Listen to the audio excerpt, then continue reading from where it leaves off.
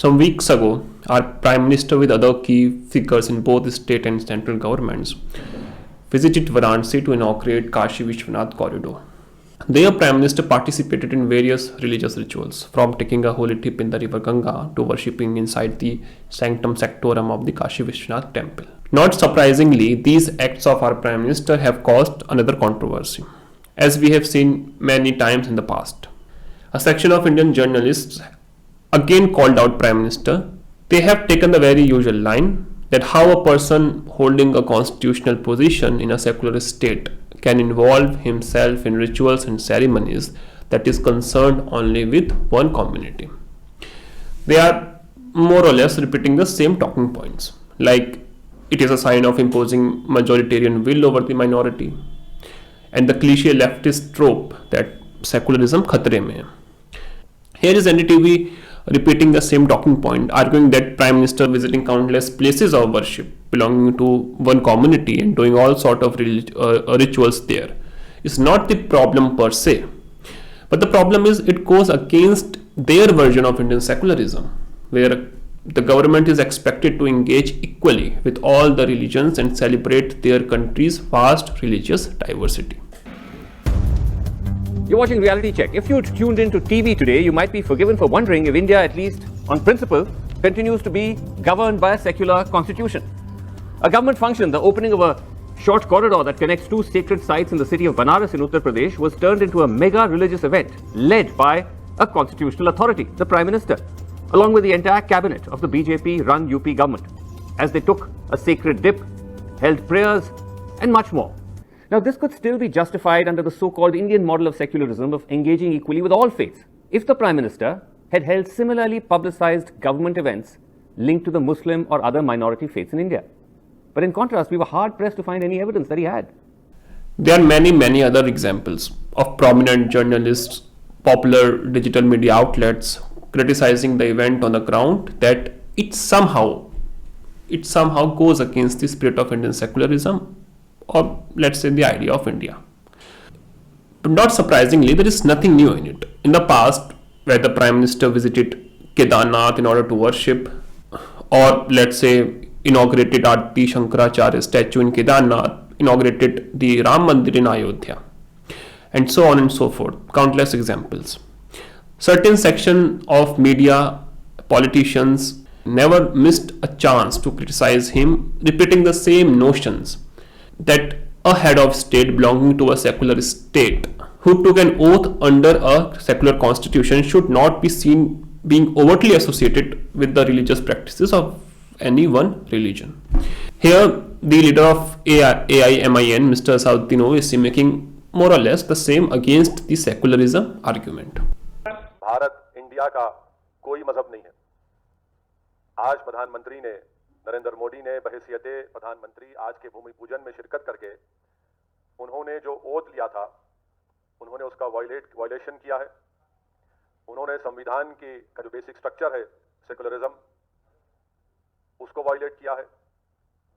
Not just him or likes of him, but there is a high chance that many of your friends, relatives and family members might also hold on to that position.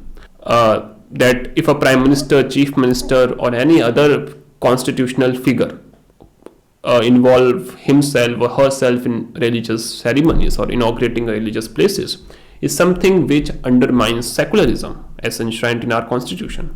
And not only that, but constructing places that has some sort of religious significance using the taxpayer money also goes against the value of secularism.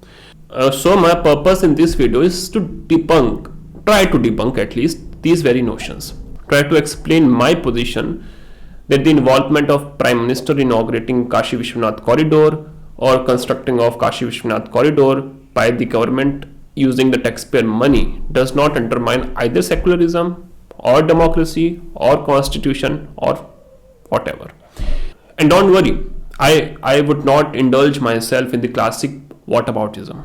Like if the previous governments under the Congress can organize iftar parties or get involved in them, then and you didn't criticize them, so why now you are criticizing Modi for organizing a religious event and participating in it? No, I want to what about this or what about that in this video. Rather, I will put forward some interesting arguments and debunk some preconceived notions. So let's get started. We should not overlook the fact that Narendra Modi, or any other person for that matter, may not always work in their professional designation, as everybody deserves a space where they can pursue their personal life, whether it is participating in their religion or doing some recreational activities. So don't you think even an individual who by a profession might be PM of a country bounded by the constitution of that country, but still in his or her individual capacity is free from all the constraint of a constitutional post? Similarly, why should Narendra Modi be treated anyhow different? Either it is taking a dip in the river or performing aarti inside the temple or any other religious activities performed by him could be seen as Narendra Modi as a person doing these things, rather the Prime Minister Narendra Modi of the country doing all sort of things, thus not duty bound to the protocols of the Constitution of India.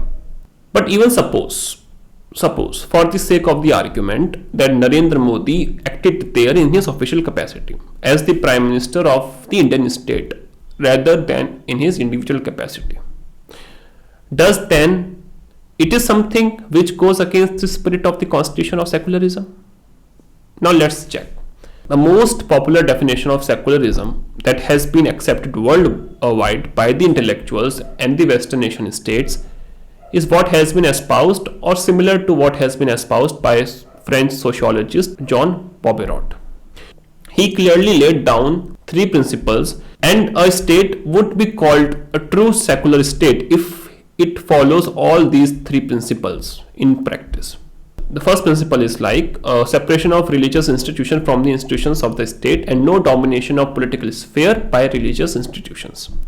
Second, freedom of thought, conscience and religion for all, with everyone free to change their beliefs and manifest their beliefs within the limit of public order and the rights of others.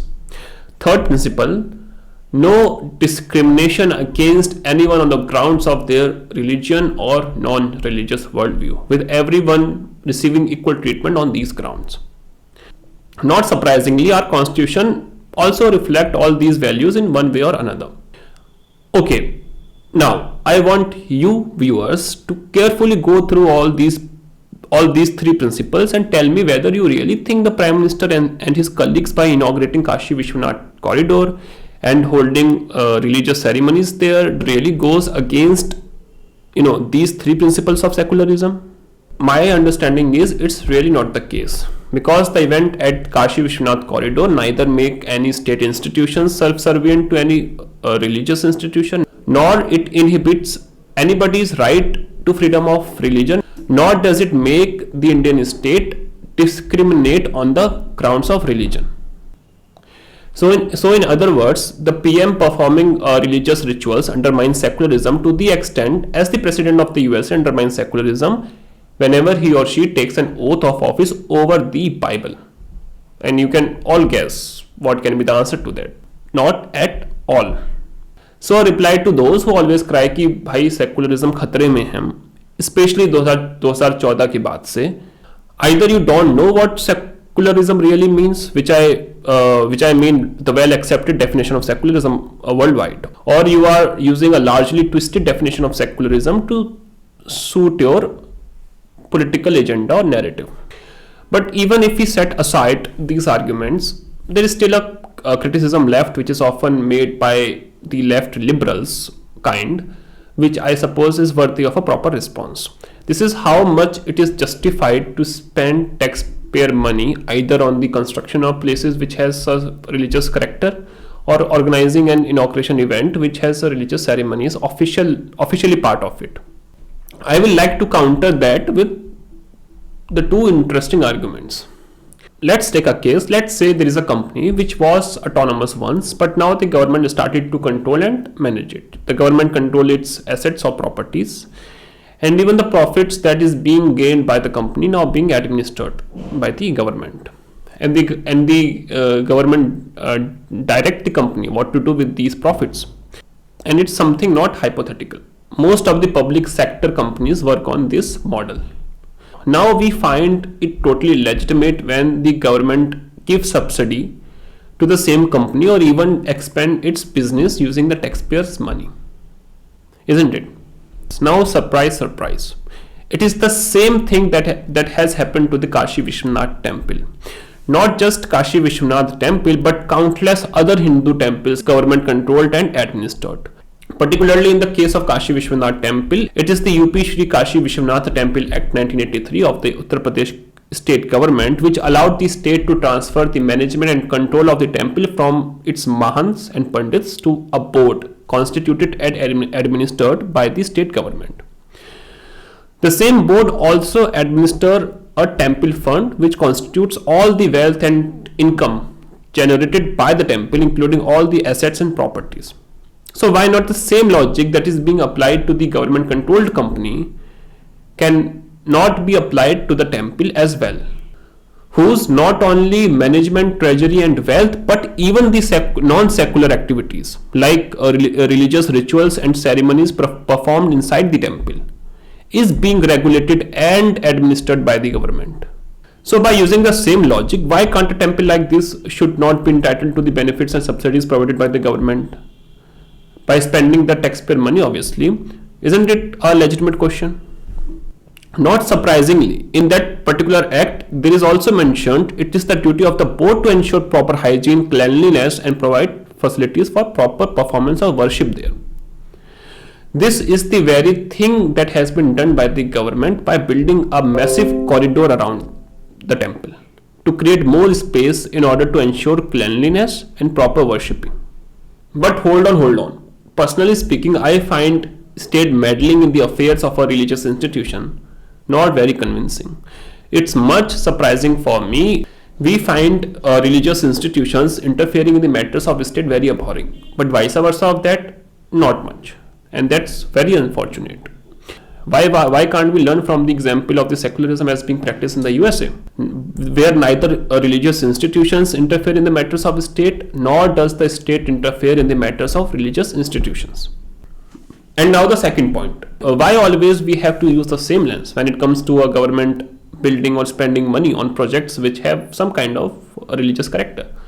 We should not overlook the fact that religious and spiritual tourism is a major part of overall tourism in India. It attracts millions of people, the tourists across the world. Just throwing a stat here, out of the total number of foreign visits in India in 2017 alone, around 7% of them visited Buddhist religious destinations.